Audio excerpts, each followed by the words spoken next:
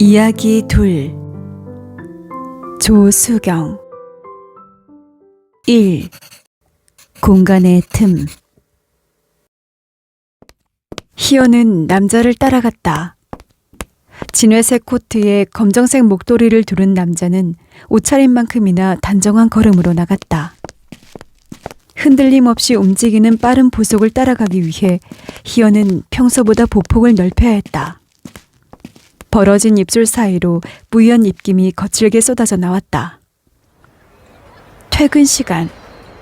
지하철역 주변은 인파로 붐볐다. 이제 막 지상에 올라온 사람들이 어깨를 움츠린 채 저마다의 방향으로 흩어졌고, 그 속에서 희연은 길을 잃은 아이처럼 잠시 허둥거렸지만 타인과 어깨를 부딪히는 순간에도 눈길은 남자의 뒤통수를 놓치지 않았다.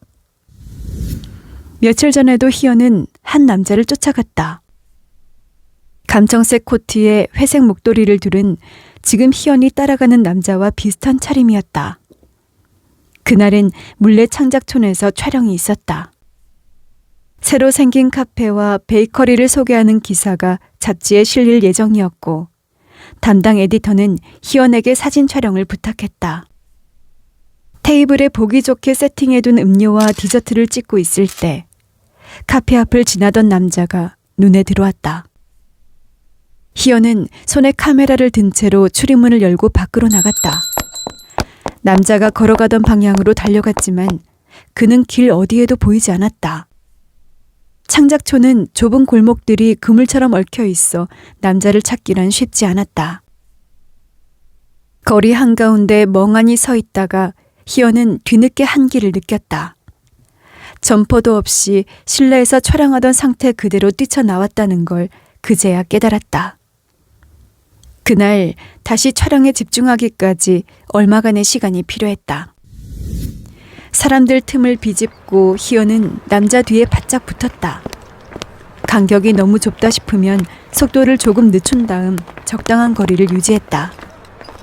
누군가 따라오고 있다는 사실을 눈치채지 못한 남자는 사거리 횡단보도 앞에 서서 느긋하게 스마트폰을 들여다봤다. 몇 걸음 떨어진 곳에서 희연은 눈도 거의 깜빡이지 않고 남자를 주시했다. 신호가 바뀌자 사람들이 한꺼번에 길을 건너기 시작했다. 물살에 휩쓸리듯 움직이던 희연이 순간 고장난 것처럼 걸음을 멈췄다. 희연은 종종 남자들을 따라갔지만 끝까지 따라간 적은 한 번도 없었다. 심지어 그들의 앞모습을 본 적도 없었다. 항상 뒷모습을 먼저 발견하고 뭔가에 홀린 것처럼 뒤를 쫓다가 정신이 들면 바로 멈춰섰다. 계속 따라간다면 어디까지 가게 될까? 가끔은 궁금했다. 하지만 끝까지 따라간다 해도 결국 그들에게 말을 붙이지는 못할 것이다. 그들은 강준과 뒷모습이 닮은 사람일 뿐 진짜 강준은 아니기 때문에. 어쩌면 희연이 중간에 멈추는 이유는 그들이 강준이 아니라는 것을 확인하고 싶지 않아서인지도 몰랐다. 며칠 뒤 희연은 강준을 만나러 갈 것이다. 사흘 연속 눈이 내렸다. 희연은 급히 강원도로 떠나 미리 기획해두었던 눈꽃 촬영을 마치고 하루 쉰 다음 서울로 돌아왔다.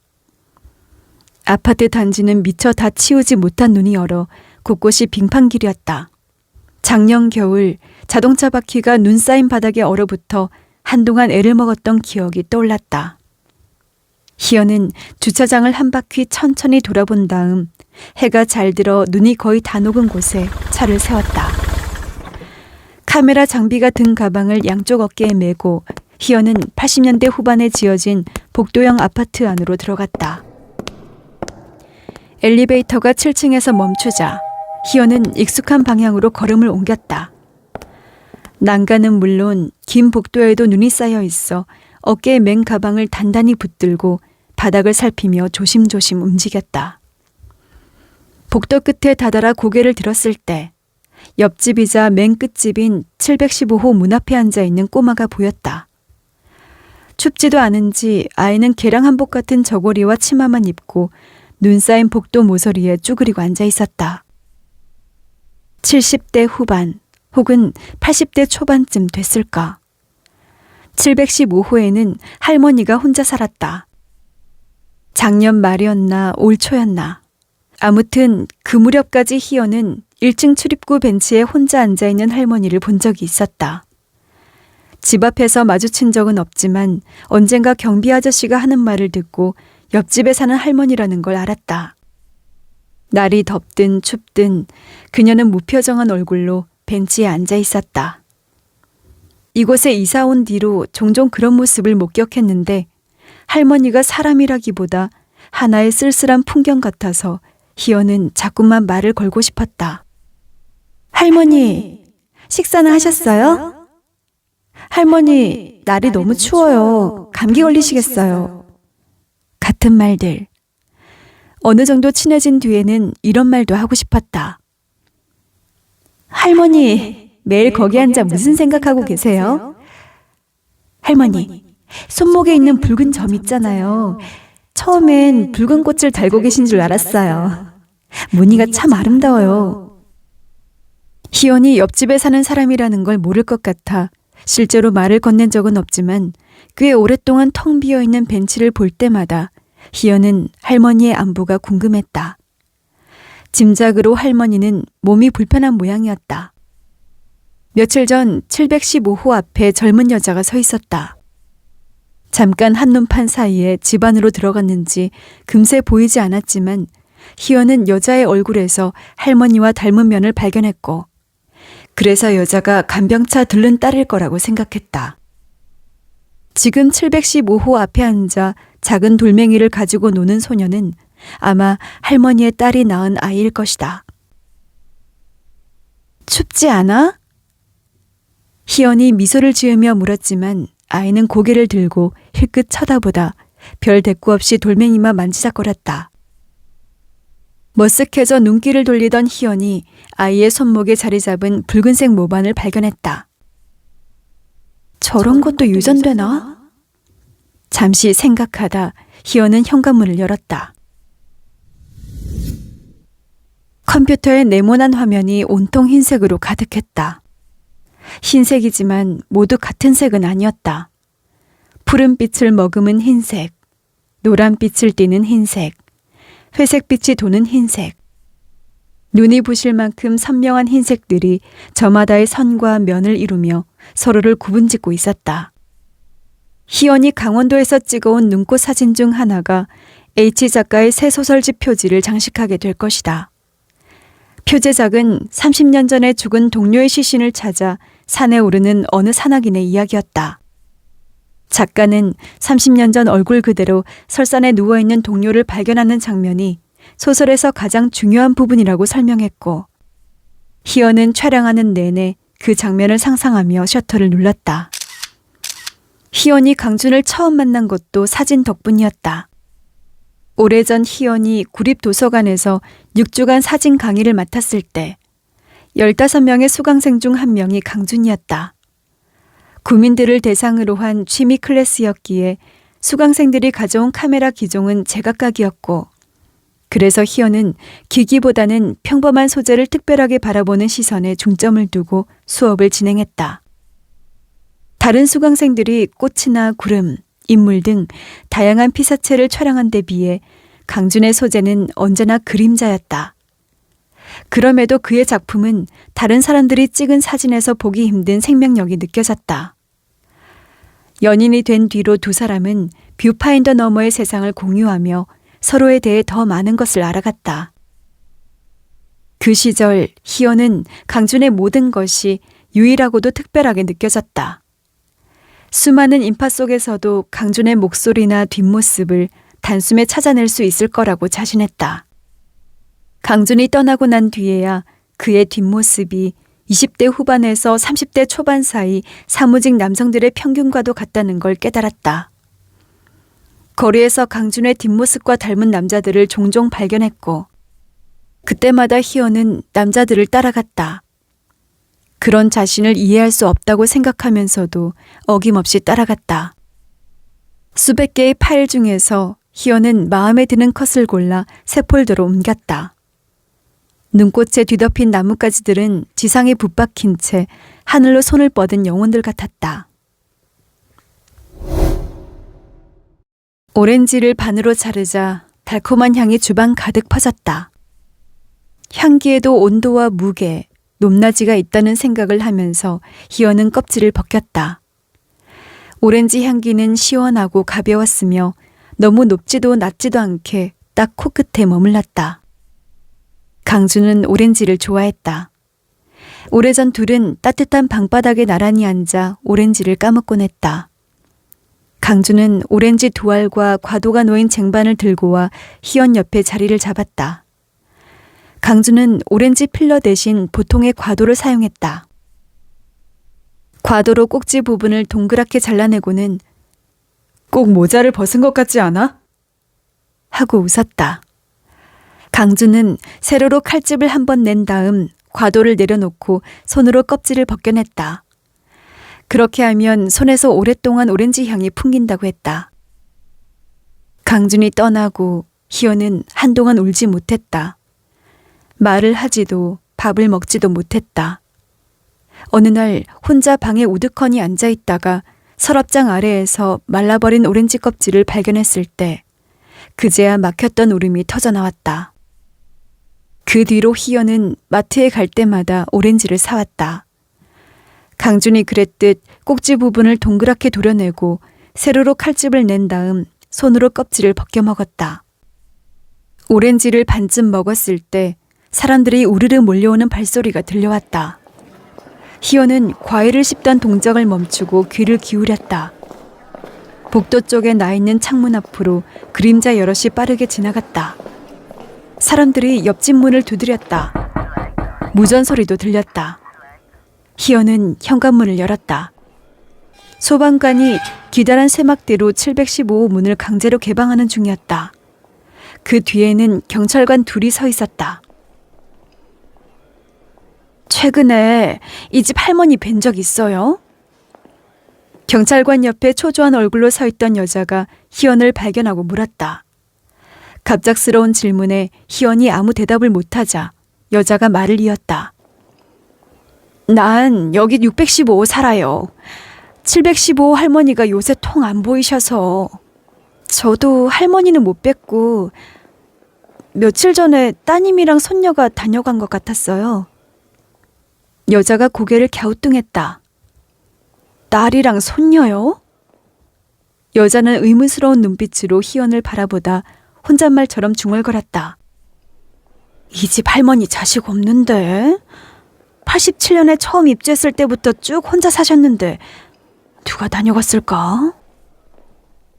희연이 715호 앞에서 본 사람들에 대해 좀 더 자세히 설명하려고 할 때 쇠가 찢어지는 듯한 끔찍한 소리가 들려왔다. 715호 문이 벌어졌다. 아이고. 여자가 손으로 코를 막으며 물러섰다. 경찰관들이 집 안으로 들어갔다. 무언가 부패하고 있는 냄새가 찬바람을 타고 희연에게까지 실려왔다. 경찰은 715호 할머니가 세상을 떠난 지 일주일도 더 지난 것으로 추정했다. 작년 말인지 올 초인지 희연이 벤치에 앉아있는 할머니를 마지막으로 봤을 무렵 할머니는 몸이 좋지 않아 더 이상 집 밖에 나오지 못했을 거고 오래된 아파트에서 혼자 숨을 거뒀을 것이다. 615호 여자 말이 맞았다. 할머니에게는 딸도 손녀도 다른 가족도 없었다. 희연은 715호 앞에서 본 사람들을 떠올렸다. 할머니를 닮은 여자와 손목에 붉은 꽃무늬 점이 있는 소녀. 그들은 누구였을까? 할머니에게 가족이 없다는 것을 알게 된 후로 희연은 자신이 본 사람들에 대해 더는 얘기하지 않을 거라고 다짐했다. 다만 속으로 이렇게 중얼거렸다. 어쩌면. 한낮의 공중 화장실은 빛으로 가득했다. 한쪽 벽에 제법 커다란 창이 나 있어 불을 켜지 않아도 환했다. 안에는 아무도 없었다. 칸막이에 달린 문들은 저마다 다른 각도로 벌어져 있었는데 아주 오래전부터 그 상태로 놓여있던 것처럼 느껴졌다. 희연은 거울 앞으로 다가갔다. 거울에 비친 여자는 눈 밑에 짙은 반달 모양 그늘이 진 데다 웃을 줄 모르는 사람처럼 입꼬리가 축 늘어져 있어 생기라곤 찾아볼 수 없었다. 이런 얼굴을 갖게 된 건 언제부터였을까? 희연은 기억을 더듬는 대신 가방 안에서 화장품이 담긴 파우치를 꺼냈다. 10년 전 처음 이 거울 앞에 섰을 때는 분명 이런 모습이 아니었다. 희연은 파운데이션과 립글로스를 덧발랐다. 어느덧 40이었다. 화분이 가득한 로비를 지나 희연은 첫 번째 방으로 들어갔다. 그곳에 강준이 있었다. 사물함처럼 칸칸이 나뉜 좁은 공간. 그보다 더 좁은 유골함 안에 강준이 있었다. 나왔어. 유골함 옆에 놓인 사진 속에서 강준은 치아가 드러날 만큼 환하게 웃고 있었다. 30살이 되던 해 희연이 찍어준 것이었다. 사진을 찍고 얼마 뒤 강준은 세상을 떠났다. 처음엔 좀 지독한 감기라고 생각했다.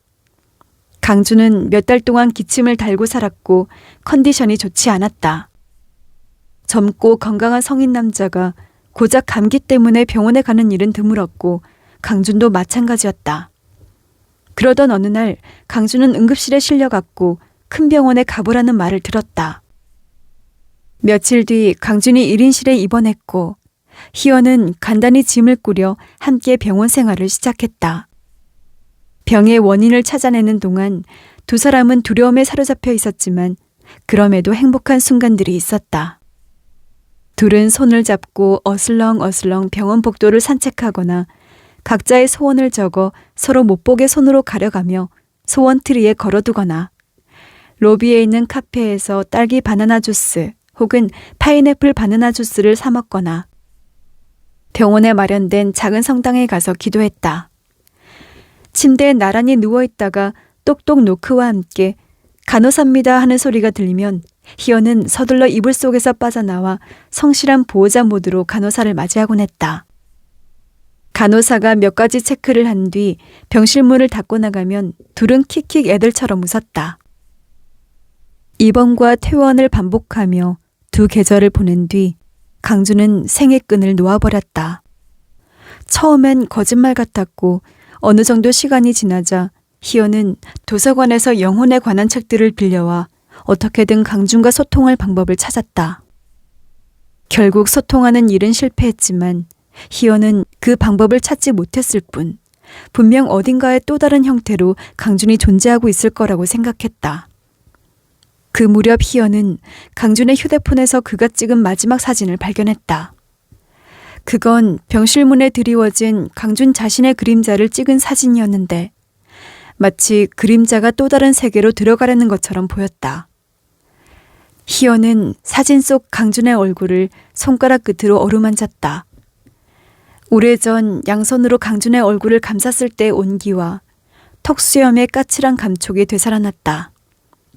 잠이 오는 듯 천천히 닫히던 눈꺼풀과 공작새의 꼬리처럼 내려앉던 긴 속눈썹이 생생하게 떠올랐다.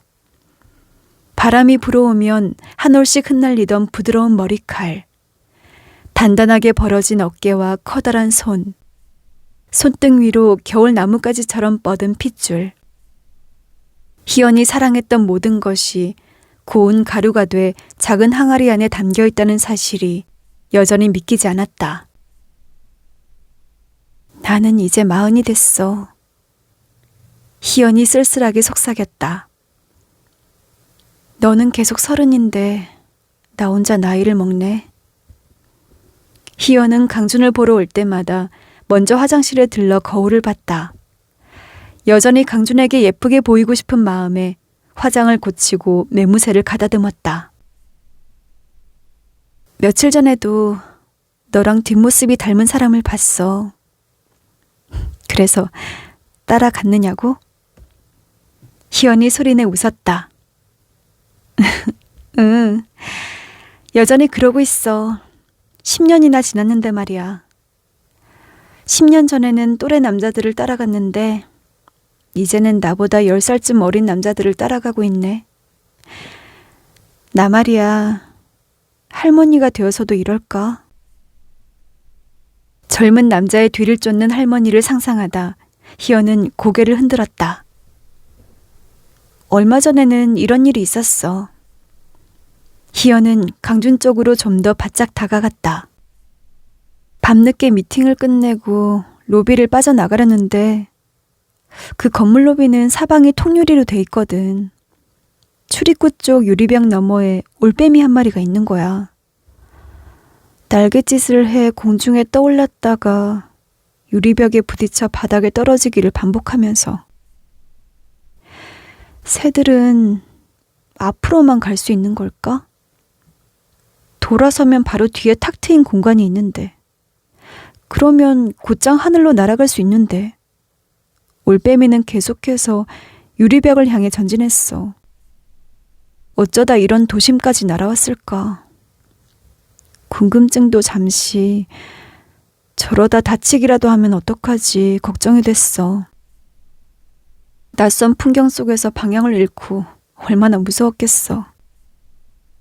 야생동물 구조협회 전화번호를 검색하고 통화 버튼을 누르려는데 순간 깨달았어. 올빼미가 날갯짓을 멈추고 앉아서 그 커다란 눈으로 나를 응시하고 있다는 걸. 희연은 사진 속 강준의 눈을 바라봤다. 올빼미는 정확히 내 눈을 보고 있었어. 그 눈을 마주 보는데 마치 올빼미가 나에게 묻는 것 같았어. 나는 왜 당신이 있는 곳으로 갈 수 없는 건가요? 라고. 우리는 그렇게 유리벽을 사이에 두고 한참 동안 고요히 마주보고 있었지. 시간이 얼마나 흘렀을까. 누군가 출입구 쪽으로 걸어오고 있었는데 그걸 눈치챘는지 올빼미가 몸을 틀어서 하늘 높이 날아올랐어. 문득 이상한 기분이 들더라. 올빼미는 정말 내 쪽으로 오고 싶었던 게 아닐까. 어쩌면 올빼미는 네가 아니었을까. 발소리가 들려와 희연은 말을 멈췄다. 점점 가까워지던 소리가 벽 너머에서 멎더니 곧 나지막한 음성이 이어졌다.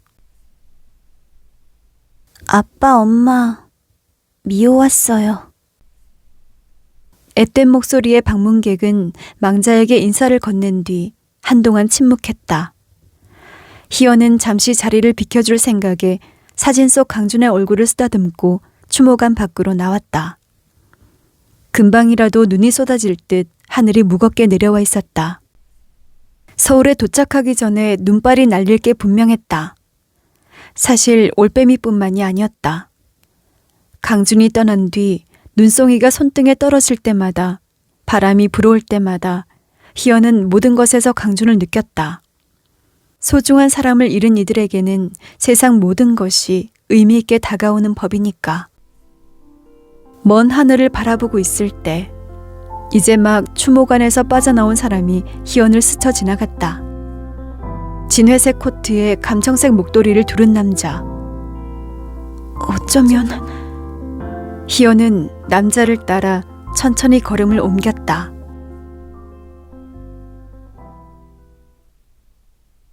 이 시간의 바깥. 미호는 해화역 2번 출구로 나왔다. 추모 공원이 있을 때 쏟아지기 시작한 눈은 어느새 그쳐 있었다. 서울에도 눈이 제법 내렸는지 마로니의 공원 주변이 온통 환했다. 잘 다녀왔어? 미호를 먼저 발견한 현우가 인사를 건넸다. 현우의 귀가 빨갛게 얼어 있었다. 미호는 열기가 느껴질 때까지 손바닥을 맞비빈 다음 빨개진 귀를 감싸주었다. 오래 기다렸어? 현우는 대답 대신 고개를 젓고 긴 팔을 뻗어 미호의 어깨를 감쌌다. 둘은 따뜻한 쌀국수를 먹고 눈 쌓인 거리를 걸었다. 미호는 현우와 손을 잡고 대학로부터 광화문까지 혹은 광화문에서 대학로까지 목적 없이 걷는 걸 좋아했는데 오늘은 날이 추워 산책하기엔 무리였다.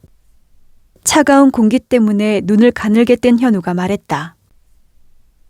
선배 집에나 가볼까? 선배 누구? 태구 선배.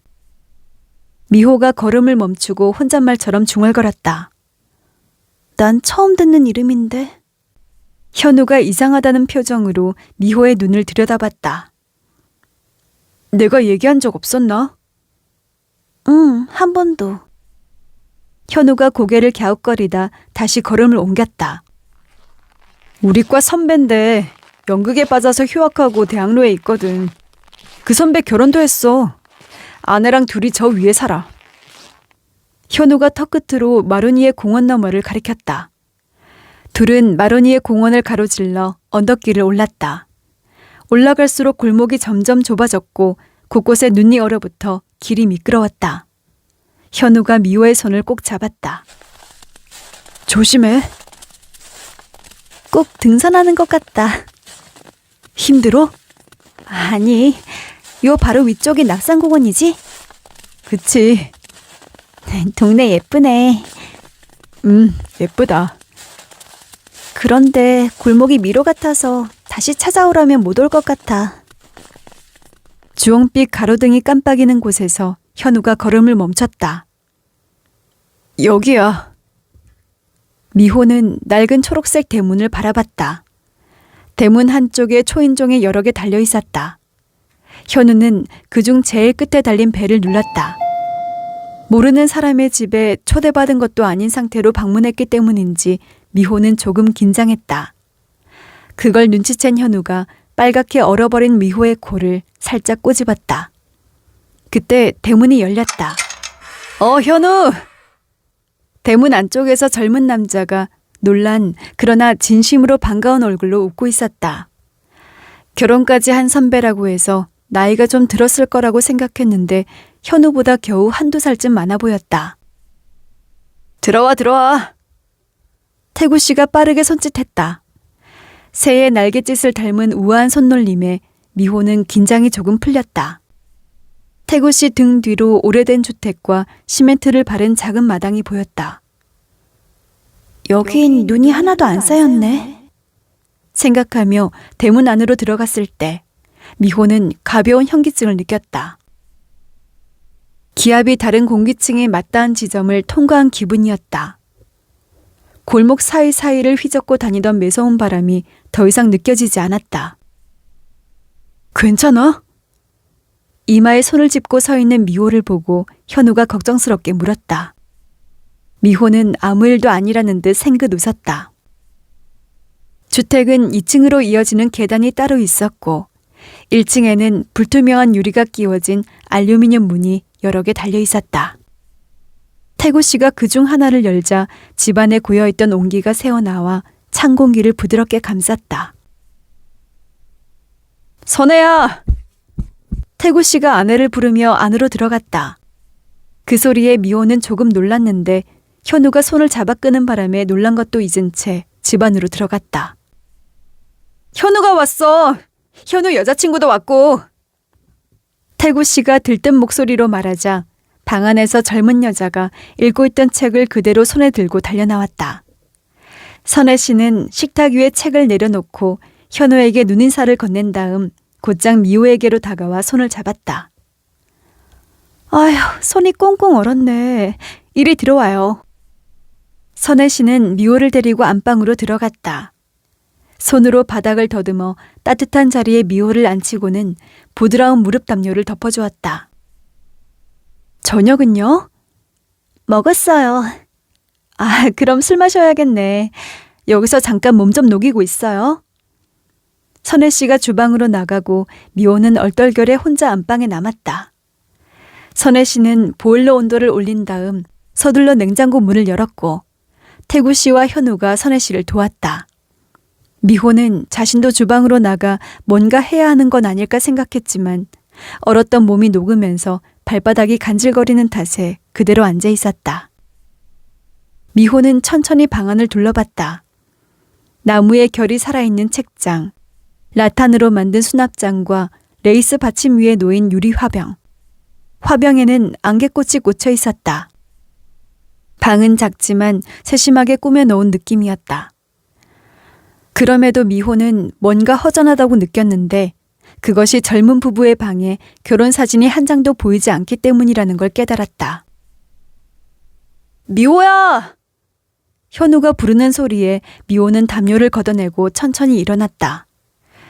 주방의 절반쯤 차지하고 있는 4인용 식탁에는 참치 통조림을 넣고 끓인 김치찌개, 생선구이, 갖은 밑반찬과 함께 전자레인지에 데운 냉동만두, 냉동치킨 같은 안주가 차려져 있었다. 선혜 씨가 미안한 얼굴로 웃었다. 미리 연락하고 왔으면 장이라도 봤을 텐데. 형수님, 무슨 말씀을. 저희도 빈손으로 왔는걸요. 다들 앉아. 밥 먹고 왔다니 아쉽다. 우리 선혜 밥이 진짜 맛있거든. 아직 저녁 식사 전인지 태구 씨와 선혜 씨 앞에는 밥 공기가 놓여 있었다. 김치찌개의 달짝 시큼한 냄새와 밥의 구수한 냄새를 맡자 미호는 허기를 느꼈다. 태구 씨가 맞은편에 앉은 현우와 미호에게 맥주를 따라주었다. 이번에는 현우가 맥주병을 받아 태구 씨와 선혜 씨의 잔을 채웠다. 형수님, 밥 남은 거 있으면 나도 한 공기 줘요. 찌개 냄새 때문에 침이 고이네. 선혜 씨가 반색하며 자리에서 일어났다. 미호 씨는? 그럼 저도 조금. 미호가 수줍게 웃었다. 태구 씨 말처럼 선혜 씨 밥은 맛있었다. 흰쌀밥이 이렇게나 달고 구수했나 싶었고 찌개 국물은 삼키고 난 뒤에도 입안에 그 맛이 오래 남았다. 미호는 찌개에 들어간 두부를 건져 밥 위에 얹은 다음 먹기 좋은 크기로 잘라 밥과 함께 떠먹었다. 그런 미호를 선혜 씨가 흐뭇하게 바라봤다. 미호 씨 이름 부모님이 지어주셨어요? 네, 부모님이 좋아한 배우 이름에서 따온 거래요. 선혜 씨와 태구 씨가 마주보며 웃었다. 사실은요. 선혜 씨가 맥주를 한 모금 마시고 말을 이었다. 언젠가 우리에게 딸이 생기면 아이 이름을 미호라고 짓자 그랬거든요. 러브레터, 선혜가 제일 좋아하는 영화예요. 작년에 개봉했을 때 극장에서만 여러 번 봤어요. 거기서 주연 맡은 배우가 나카야마 미호고요. 태구 씨가 거들었다. 미호는 두 사람을 번갈아 보다 맥주로 목을 축인 다음 말을 꺼냈다. 실은 저희 부모님 성함이요. 두 분이랑 똑같아요. 정말? 아까 현우한테 선배님 이름 들었을 때 좀 놀랐는데 여기 와서 아내분 이름 듣고 진짜 놀랐어요. 와, 정말 신기하네요. 현우가 잔을 높이 들어 건배를 청했다. 네 개의 유리잔이 부딪히며 맑은 소리를 냈다. 부모님이 좋아하신다는 배우도 혹시 나카야마 미호일까요? 태구 씨, 그건 계산이 좀 안 맞잖아. 그렇겠군. 그럼 다른 미호인가? 그건 잘 모르겠어요. 미호가 고개를 갸우뚱했다. 두 분 다 돌아가셔서 물어볼 수 없었거든요. 태구 씨가 맥주를 마시려다 말고 잔을 내려놓았다. 선혜 씨는 손으로 입을 막았다. 미호 씨, 미안해요. 아니에요. 제가 3살 때 돌아가셔서 기억도 없는 데다가 뭐랄까 처음부터 초콜릿 몇 개가 빠져있는 상자를 받은 기분이랄까요. 그냥 원래 몇 개 빠져있는 게 당연한 거예요. 저한테는. 현우가 미호의 등을 따뜻하게 쓸어내렸다. 부모님에 관한 거라면 전해 들은 게 전부예요. 제가 태어난 뒤에 아빠는 전공을 받고 대학에 다시 입학했고 엄마는 직장에 다니면서 아빠 뒷바라지를 했대요. 돈이 없어서 일단 혼인신고만 하고 살림을 차렸대요. 태구 씨와 선혜 씨가 뭔가 말하고 싶은 얼굴로 서로를 바라봤다. 하지만 둘은 아무 말도 하지 않았다. 아빠는 아직 학생이고 엄마는 돈을 벌어야 해서 저를 할머니한테 맡겼는데 시간이 날 때마다 고속도로를 달려 할머니 집에 왔대요. 어떤 날엔 밤늦게 와서 아침이 오기 전에 서울로 가고 그랬대요. 중고로 산 경차를 몰고. 어느덧 바닥은 뜨겁게 달궈져 있었다. 온기 탓인지 모두 금세 취했다. 미호는 지금껏 현우에게조차 말하지 않은 이야기를 이어갔다. 그날도 갑자기 저를 보러 저녁 무렵에 할머니 집으로 출발했대요. 그리고 2시간쯤 지나서 아빠가 할머니 집으로 전화를 했대요. 엄마, 미호는 뭐해요? 자요? 물어봤대요. 안 자고 아빠 엄마 기다린다고 하니까 크게 웃더래요. 그러더니 엄마, 우리 지금 사고 났어요. 나는 괜찮은데 선혜가 좀 많이 다쳐서 지금 구급차 기다리고 있어요. 다시 전화할게요. 그러고는 끊었대요. 미호 맞은편에 앉은 선혜 씨가 슬픈 얼굴로 태구 씨 어깨에 머리를 기댔다. 태구 씨가 팔을 뻗어 선혜 씨 어깨를 감싸 안았다. 다시 전화한 사람은 아빠가 아니었어요. 경찰이었죠. 이건 할머니도 나중에 전해 들은 얘긴데요. 트럭과 충돌했는데 트럭은 멀쩡하고 아빠 엄마가 탄 차만 완전히 우그러졌대요. 엄마는 조수석에서 의식을 잃었고 아빠는 119에 신고한 다음 할머니한테 전화를 걸었는데 그걸 보고 트럭 기사가 아저씨 정말 괜찮아요? 여러 번 물었대요. 아빠는 나는 괜찮은데 아내가 많이 다친 것 같아요. 어떡하죠? 그랬대요. 그런 아빠를 보고 트럭 기사는 하얗게 질려버렸는데 그때 이미 아빠 뒤통수가 반쯤 날아가고 없었대요. 그 상태로 아빠는 신고를 하고 할머니한테 전화를 하고 그러다 구급차가 오기 전에 쓰러져 숨이 끊어졌대요. 엄마는 병원으로 가는 도중에 심장이 완전히 멈춰버렸고. 미호 얘기를 가만히 듣고 있던 선혜 씨가 술잔을 비웠다. 태구 씨도 술잔을 비웠지만 아무도 빈잔을 채울 생각을 하지 못했다. 이 얘기를 들었을 때 슬프고 무섭다기보다 마음이 따뜻했어요. 머리를 크게 다치고도 아빠는 엄마부터 걱정했다니. 두 분이 서로 많이 사랑한 것 같아요. 그런 사람들 사이에서 태어났구나 생각하면 기분이 꽤 근사해져요. 다 보상받은 기분이에요. 선혜 씨가 팔을 뻗어 미호의 손을 잡았다. 부모님이 일찍 돌아가셔서 엄마가 차려준 밥을 먹어본 기억이 없거든요. 미호가 볼이 빨개진 채로 수줍게 웃었다. 이름 때문인지 지금 꼭 부모님이랑 같이 있는 기분이에요. 엄마가 차려준 밥 먹는 것 같고. 선혜 씨가 미호의 손을 꽉 쥐었다가 놓고 젓가락을 들었다. 생선살을 발라 미호 밥그릇에 얹어주자 미호가 밥을 크게 떠 한 입에 넣었다. 자고 가라니까. 선혜 씨가 아쉬운 얼굴로 미호의 손을 잡았다. 또 놀러 올게요. 미호가 말했다. 또 놀러 와요? 꼭? 태구 씨가 말했다. 태구 씨와 선혜 씨는 다정하게 손을 잡고 마당까지 나와 미호와 현우를 배웅했다. 현우가 대문을 열고 먼저 밖으로 나갔고 미호가 그 뒤를 따랐다. 바깥에는 여전히 눈이 쌓여 있었지만 대문 안쪽에 서 있는 태구 씨와 선혜 씨의 발밑에는 눈이 내린 흔적조차 보이지 않았다. 미호는 잠시 하늘을 올려다보았다.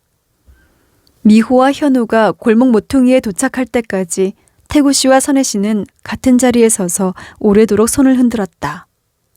어쩐지 다시는 볼 수 없는 사람들 같다고 미호는 생각했다. 트럭을 조심하세요. 모퉁이를 돌기 전에 미호는 태구 씨와 선혜 씨를 돌아보며 작게 중얼거렸다. 어? 방금 뭐라고 했어? 현우가 물었다. 아무것도 아니야. 미호는 장난스럽게 웃으며 현우를 마주봤다. 처음엔 현우의 눈을 봤고 그 다음엔 현우의 입에서 뽀얀 입김이 새어나오는 것을, 마지막으로 현우의 가슴이 오르락내리락 하는 것을 오래도록 바라봤다.